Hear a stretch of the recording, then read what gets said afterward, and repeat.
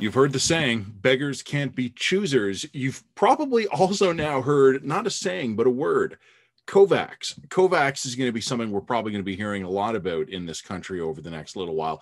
I'm not getting into the details of Covax. It's not even the details aren't strictly relevant, but basically it's a program. It's led by the World Health Organization where rich nations can fund Covax, which buys vaccines in bulk to distribute to poor nations. And it's a way to, first of all, do good, but also to support the common good, because an outbreak that begins in a poor nation doesn't necessarily stop there. It's in our best interest to have endemic disease crushed as all over the world, because airplanes can take it anywhere. This is one of our challenges of the pandemic.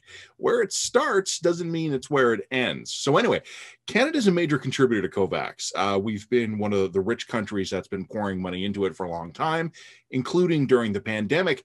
There was an interesting announcement this week. Canada is actually going to be drawing down the Covax vaccine supply. We are slated to receive just under 2 million doses of the AstraZeneca vaccine, assuming we ever approve it.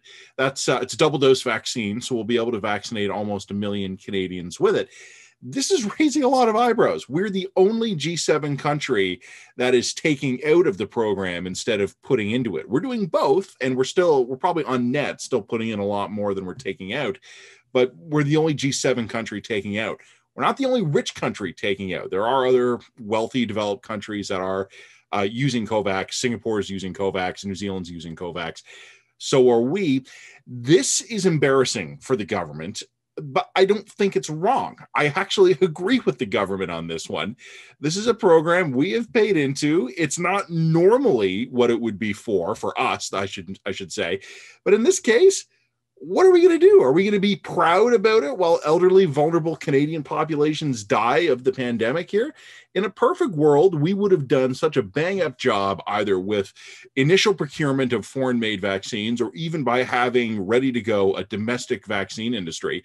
In a perfect world, we would be leading the world with our own vaccine efforts. We'd get every Canadian who needed one a jab, and then we'd keep the production run going. And as a generous, rich country, we could donate all those vaccines to the rest of the world. I would have been okay with that. That would have been great. We could have helped save millions and bring the global economy back to its feet.